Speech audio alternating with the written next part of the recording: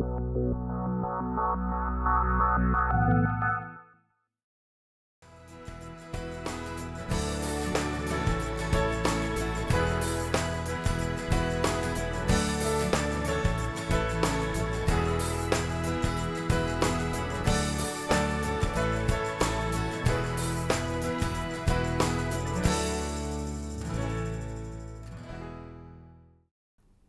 and welcome to today's episode. In this episode, we will discuss about the meaning of financial statements, which include trading account, profit and loss account and balance sheet. I am Dr. Arshia Hussain, teaching in the Department of Commerce and Business Studies, Jamia Millia Islamia University, New Delhi. So let us start this episode with the concept of financial statement.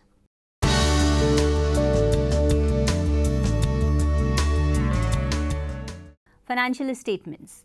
A financial statement may be defined as a statement which provides financial information relating to a firm's economic activities in a condensed and orderly form for the guidance of the interested parties.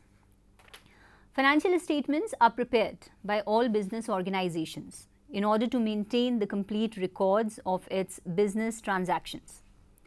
The term financial statements, also known as final accounts, include preparation of two important statements, namely, first one, trading account and profit and loss account, and second one is a balance sheet. Profit and loss account is also known as income statement, and balance sheet is also known as position statement. They are prepared at the end of every financial year. These two statements put together are known as financial statements or final accounts. Financial statements communicate accounting information to various users of accounts. The profit and loss account shows the net profit or loss for a specific period of time. It contains the items of revenue, income and expenditure. The balance sheet, also known as position statement, shows the financial position of an enterprise. It provides information relating to assets and liabilities of a concern on a given date.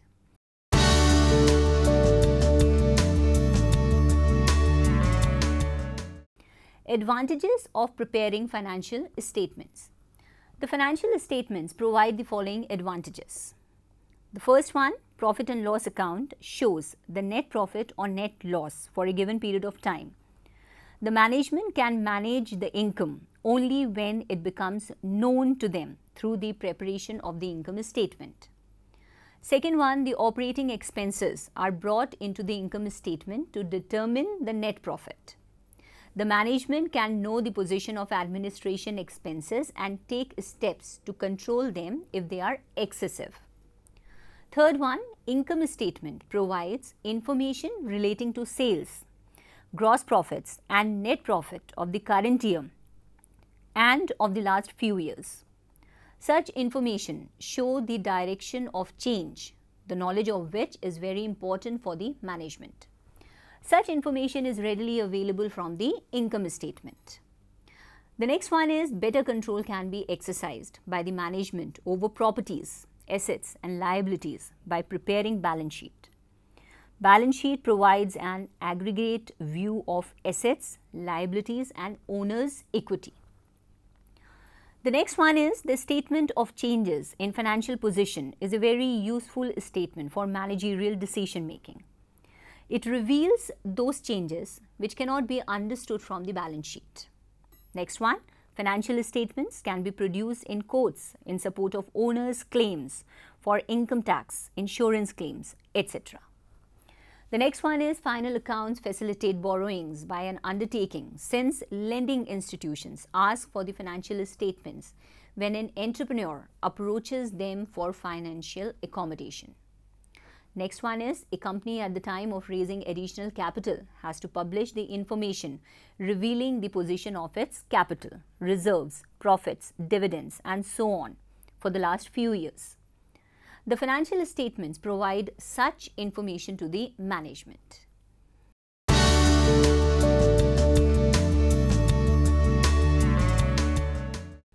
Now we will see limitations of financial statements. The financial statements, that is profit and loss account and balance sheet, suffers from the following limitations. First one, financial statements are historical in nature. They do not reflect the future. Since the financial analyst is concerned with analysis and interpretation for formulation of future business policies, he should restructure the reports or statements in such a manner that they become useful for projections for future. Second one is the financial statements, that is profit and loss account and balance sheet, do not show qualitative changes which affect the performance of an enterprise. The annual reports do not account for such events as change in management, strikes, changes in government policies, etc. These events affect the profitability of the enterprise. The financial analyst should therefore try to assess the impact of such qualitative changes on the profitability of the concerning enterprise. Next one is the number of parties interested in the financial statements is large and their interests differ. Thus, the annual reports cannot meet the purpose of all the parties interested in them. The next is concept of accounting period is not technically correct. The profit and loss account is prepared for an accounting year, which is generally a period of 1 year. This gives rise to the problem of cost and income allocation. The real profit or loss can only be calculated at the end when the business is closed down. The annual accounts can best be considered as interim reports. The next one is the profit or loss figure as shown by a profit and loss account is not necessarily a correct figure. It is influenced by the personal judgment of the management regarding depreciation, stock valuation and provisions for various reserves and contingencies. The management can manipulate profit or loss figure to serve their own interest. The financial analyst should see that the income has been correctly computed by the following consistent accounting policies.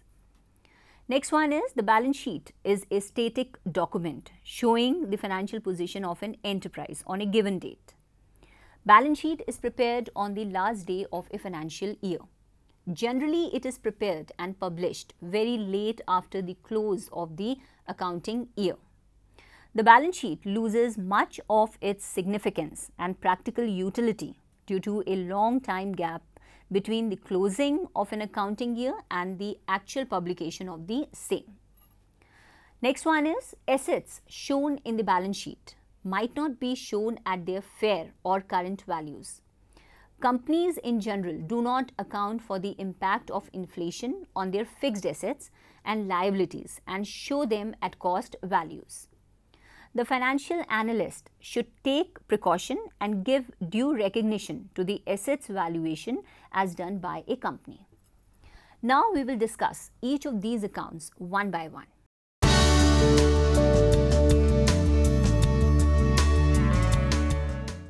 The first one is trading account. Trading account is prepared to know whether the firm has made gross profit or suffered gross loss. Gross profit is the excess of net sales revenue over cost of goods sold. That is, gross profit is equal to net sales revenues minus cost of goods sold, where net sales revenues is equal to cash sales plus credit sales minus sales returns. Cost of goods sold is equal to opening stock plus net purchases minus stock at the end plus direct expenses. Net purchases is equal to cash purchases plus credit purchases minus purchase returns. Now we will see pro forma of trading account for the year ending on closing date of accounting period.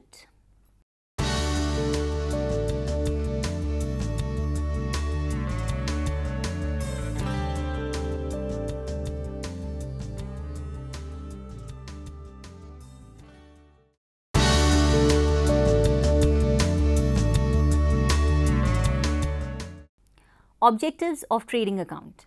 The main objectives of preparing trading account are: first one, to find out the gross profit or gross loss from the purchase and sale of goods during the accounting period. Second one, to know the amount of direct expenses incurred in connection with carriage, freight, wages and other manufacturing expenses when manufacturing account is not prepared.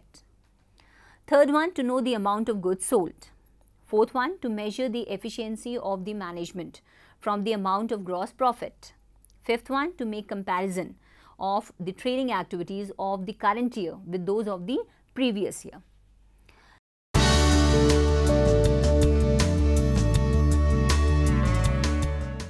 Now we will see importance of trading account.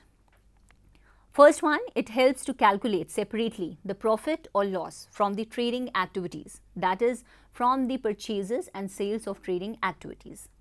It is called gross profit or gross loss.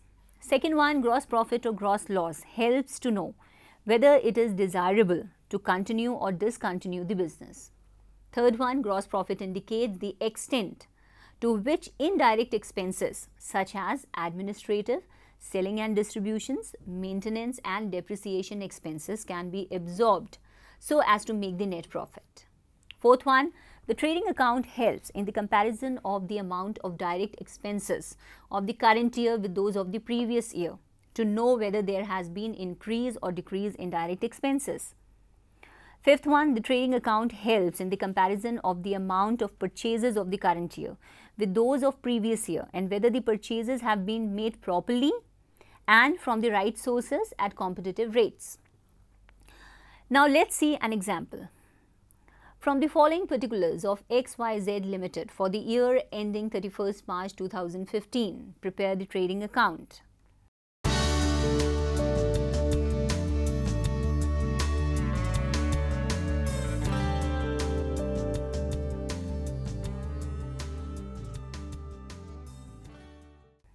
Now the trading account for XYZ Limited for the year ending 31st March 2015.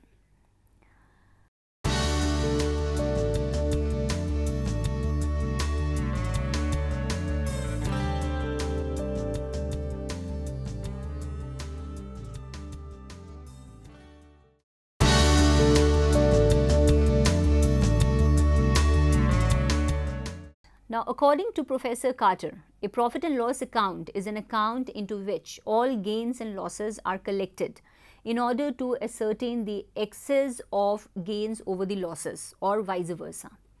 In other words, net profit is the excess of gross profit plus other revenue gains over sales expense, including sales cost and other expenses which are essential to run a business. Objectives of preparing profit and loss account. First one, it provides information about net profit. Second one, it helps in comparing current year income with that of previous year's income. Third one, it helps to increase the net profit in future by analyzing expenses. Now we'll see pro forma of profit and loss account for the year ending, that is the closing date of the accounting period.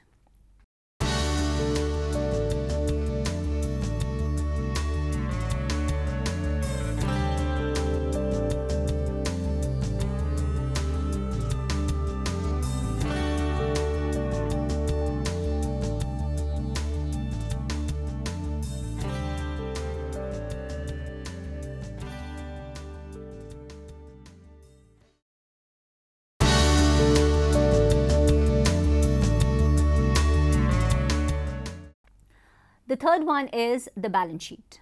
A. Palmer has defined a balance sheet as the balance sheet is a statement at a given date showing on one side the trader's property and on the other hand possessions and the liabilities. According to Freeman, a balance sheet is an itemized list of the assets, liabilities and proprietorship of a business of an individual at a certain date. Thus, balance sheet is a statement prepared with a view to measure the exact financial position of a business on a certain date.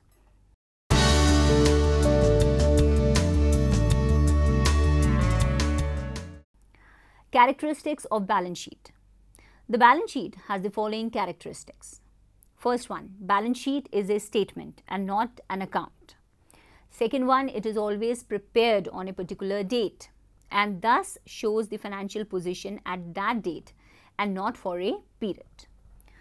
The third one, the headings of the balance sheet are liabilities and assets. Fourth one, it shows the financial position of a business concern. Fifth one, it shows what the firm owes to others and also what others owes to the firm. Sixth one, the totals of liabilities and assets are always equal. Now we will see the format of balance sheet as on, which is the closing date of the accounting period.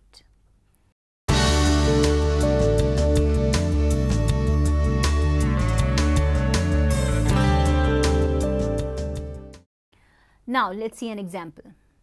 On 31st March 2014, the following trial balance of RAM was taken out.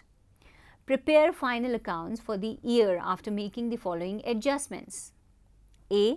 Depreciation at the rate of 5% on plant and machinery and 10% on fixtures and fittings.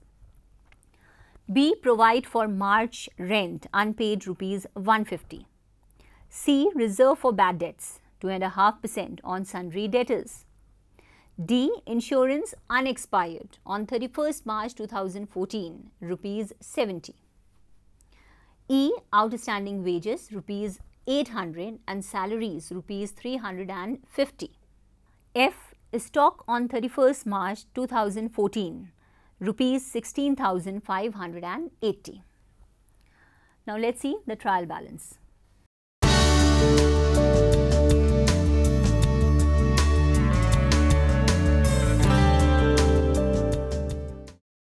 The solution for this is trading and profit and loss account of RAM for the year ending 31st March 2014.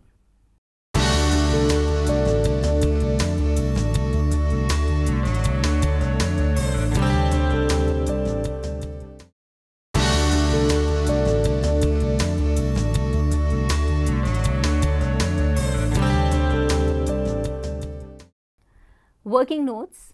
First one, calculation of salaries. 3,745 plus 350, which is outstanding, is equal to rupees 4,095. The second one is calculation of rent and taxes, which is 1,765 plus 150, which is unpaid, comes out to be rupees 1,915. Third one, calculation of wages. Rupees 9,915 plus 800, which is outstanding, comes out to be rupees 10,715. Now we'll see balance sheet of RAM as on 31st March 2014.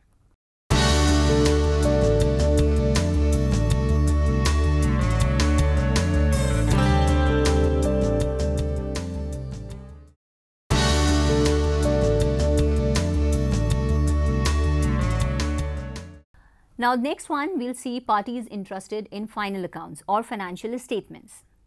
Besides management, the following parties directly or indirectly become interested in financial statements of the company. The first one is investors. Investors, like shareholders, are interested in knowing the earning capacity of the business and its prospects of future growth. They will also be interested in knowing the safety of their investments.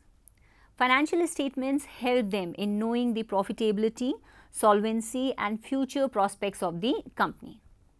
Second one is debenture holders. The debenture holders are the long-term creditors. They are interested in knowing the safety of their funds and the regular payment of interest by the company.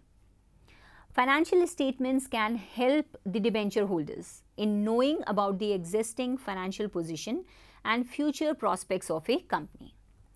The third one is creditors. Creditors of a company are the persons who have supplied materials on credit to the company. So therefore, they are interested in knowing the short-term solvency of the company so that their claims are paid in time. Balance sheet helps in knowing the short-term solvency of a company. Fourth one is trade unions. Trade unions are interested in knowing the profits of the company in order to maximize the wages of their fellow workmen. The trade unions can know the profit position from the income statement of the company. Next one is tax authorities. Income tax authorities are entrusted in knowing the profits of the business so that income tax can be imposed thereon. Financial statements help them in determining the taxes payable by them. The next one is researchers. Research students and academicians are also entrusted in the financial statements of the company. They make use of financial statements of companies to understand their growth and development. The data contained in the annual published accounts provides a good source of secondary data which are used in research studies. Next one is lending institutions. With the help of the financial statements, the financial institutions such as banks assess the long-term solvency position of the company. Financial statements helps to ascertain whether the company will be able to pay the amount of interest as and when they fall due. The next one is government and controlling agencies. It helps the government to regulate such activities as determining taxation policy, compilation of national income statistics, and so on. Controlling agency like SEBI is entrusted in the financial statements of companies for exercising better control over them in order to serve and protect the interest of investors. Next one is stock exchanges. The stock exchanges give information about companies to their members. The financial statements provide useful financial information about the listed companies to their members. So that is all for today. Hope you have understood the lesson and found it useful. We will see you with some another topic in the next episode. Till then, take care. Goodbye.